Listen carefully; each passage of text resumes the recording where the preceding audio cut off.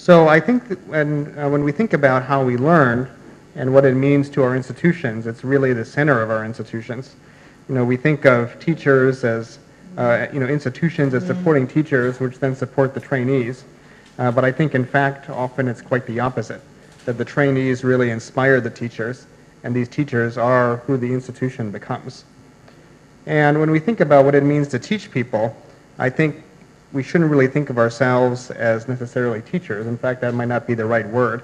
And in the town of that Sri Aurobindo, and the institution that Sri Aurobindo is named after, I think it's very appropriate to read his words on what it means to mentor others, which is really that we don't teach people. There's no way that you can take a piece of information and put it in somebody else's mind.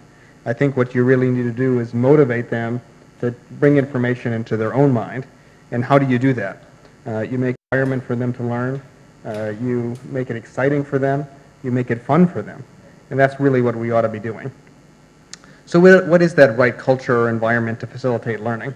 I think we want one where it's safe to ask questions, make mistakes.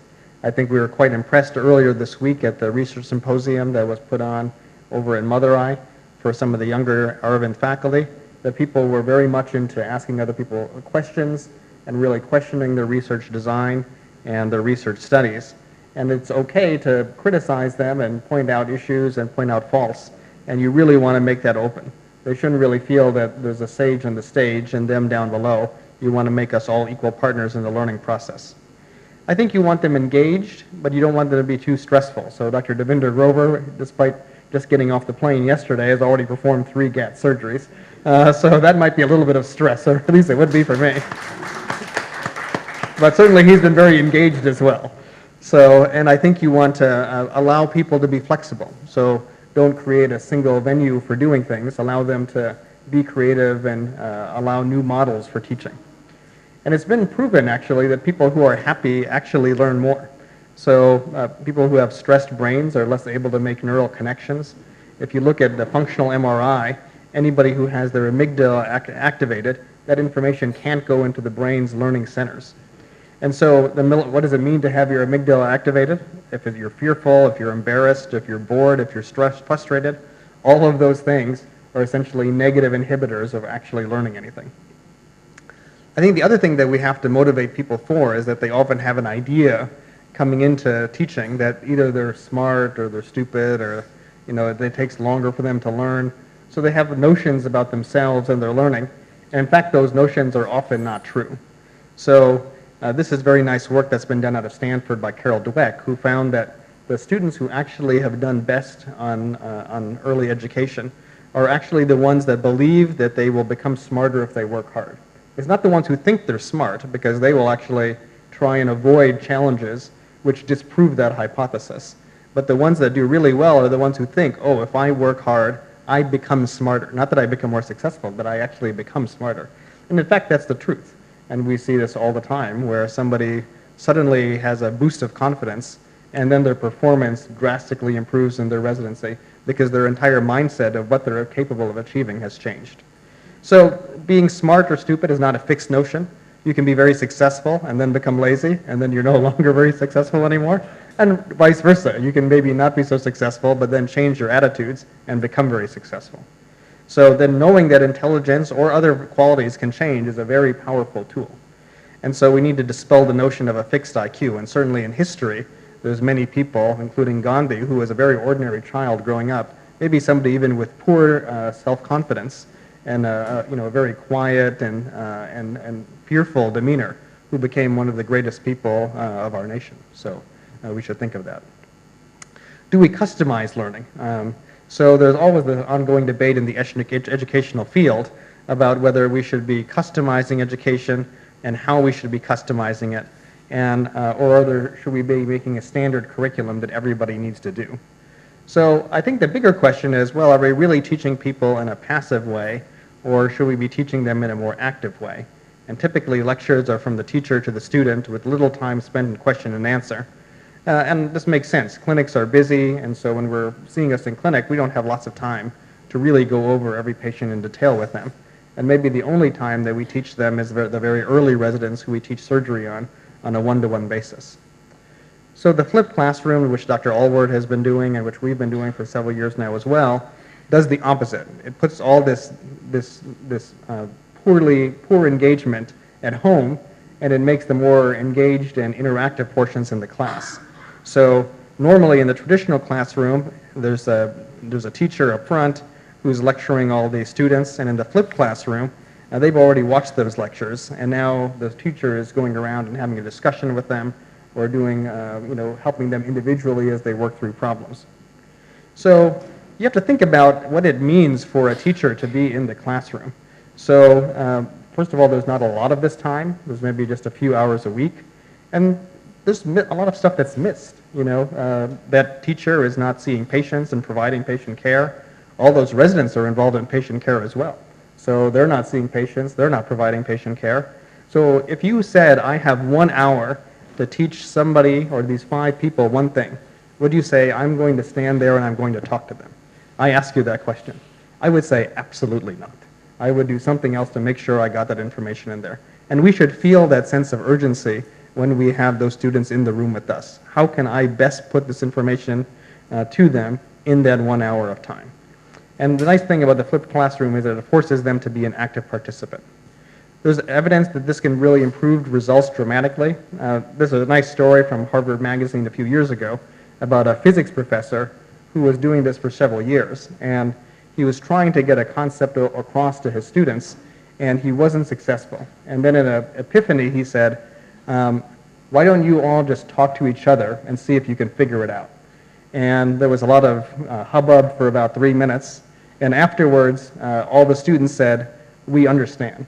And he said, you want me to explain it? And they said, no. You've been trying for 10 minutes. We understand.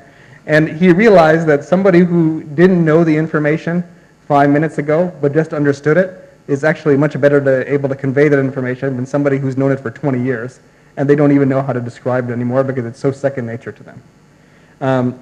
There's other data as well that show that from Ohio State and Arizona, that students understand, fail less, do much better, and that they understand the fundamental concepts much better as well.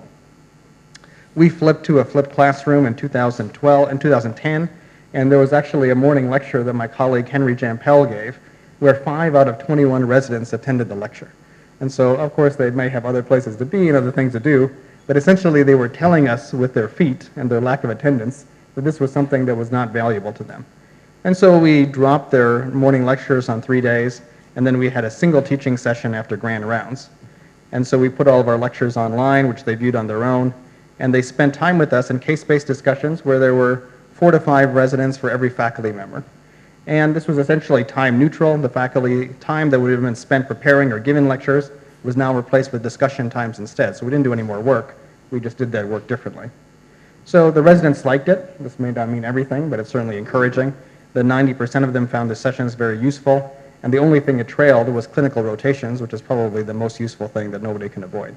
And it was much better than either reading a textbook or listening to a lecture.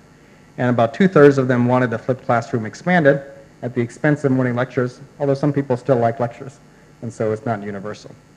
There were also unforeseen benefits. More people attended because they had to. We were in small group discussions with them. If they weren't there, we knew, and it was very embarrassing for them. They didn't have to travel just on every single day. They could just come on one day and have everything arranged. And there was much more camaraderie. They got to talk to each other. They got to talk to us. When you hear these discussions, there's a lot of laughter. There's a lot of comments. There's a lot of noise. It's the noise of people having fun and learning at the same time, as opposed to just silence. So this became a department-wide implement in 2012 after it was evaluated by our residency task force. So we had a 3-hour teaching block after Thursday morning grand rounds, which became subspecialty focused, and there was actually some salary support for people who were leading this learning. So now we do quite a few things for teaching our residents. We give these didactics with the online lectures, a reading list. We go over case discussions during that time. I give them a quiz with feedback, and then we do kind of game show learning afterwards. During the rotation, we give them a surgical introduction. We staff a resident in a referral clinic.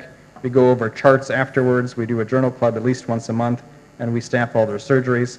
And then there's things that we do every year, such as gonioscopy tutorials, social outings, and we have an online website which contains all this information. So is what we're doing working, and if so, which methods are critical? We actually did study this after we flipped the classroom, and we first had to define, well, what were we trying to teach them? So we gave them 5 quizzes during our teaching sessions, and there were some questions on each quiz related to glaucoma. Most of them were 4-answer multiple choice. The questions probably weren't very good, but they still taught us something. And we looked at what predicted knowledge. If they had finished the rotation, depending on where the questions were found in the teaching sessions, in the lectures, in the BCSC reading, how long they spent in the residency, how well they scored on tests, what the topic of the question was. These are some of the questions, and I wasn't very good at writing questions back then, although I probably have improved some since Dr. Allen sent me all the ABO's requirements for what it means to send a good question. You can look at the different features and the questions related to a broad range of topics. And you can see where the answers to these questions were found. So maybe about 60% were in the BCSC, maybe about 20% or 25% were in the case discussions. A good chunk were in the lectures as well, although some of the questions I asked weren't anywhere. But I still thought that they were important for them to know. Well, what actually predicted them knowing something? So there were probably 2 things that stood out. The first was that if the information was contained in a lot of places, they tended to be more likely to know the information. And second, if they were further along in the residency or they had completed the rotation, they also tended to do better as well. Interestingly, if they had done better on their assessment tests, the OCAPs, they didn't do any better. I don't know what that means for sure. Their knowledge increased with their year of training, and interestingly, the residents who were in their 2nd year of training who finished the rotation did about the same as the 3rd year. So they didn't spend any more clinical time with us afterwards, and so maybe they're plateauing at that point in time. So what predicted knowledge in a multivariate model?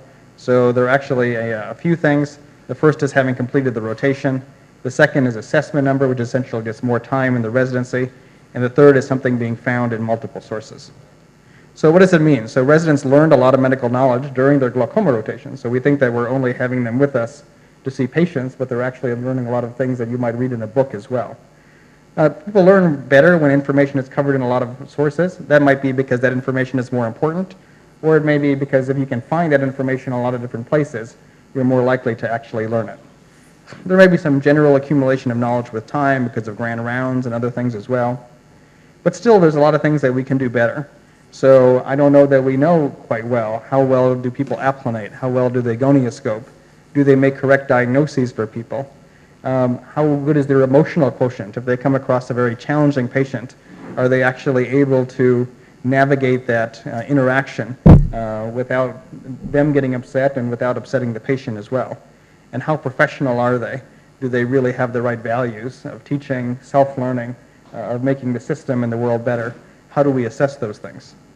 So I think this year we're actually trying to integrate Dr. Alward's Iowa checklist, which maybe he'll talk about some more as well. So actually watching them do an applanation, watching them do direct more gonioscopes, having them right in front of us tell us what the visual fields and the OCT of a patient means, and maybe really directly evaluating what they know about various diseases, such as plateau iris or misdirection or an anophthalmos. And of course, they should be watching the best videos before they even come to our sessions. So nobody has done it better than Dr. Alward, and we look forward to hearing about some of those resources right now. And he's really set the bar with regards to innovation, quality, the generosity and openness of his sharing of materials. And so I invite him up here to maybe talk about some of what he's done.